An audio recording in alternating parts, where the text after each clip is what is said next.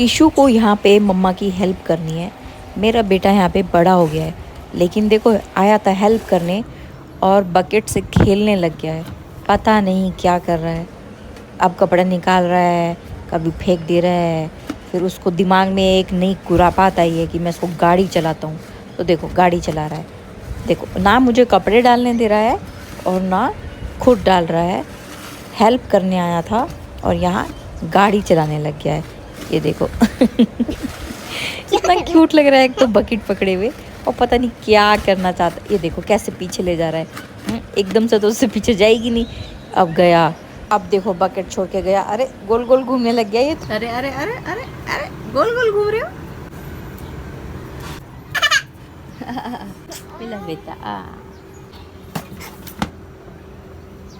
खड़े हो जाओ, कोई बात नहीं। जाओ गोल गोल घूमो, जाओ किचु घूमो, गोल गोल गोल गोल घूमो।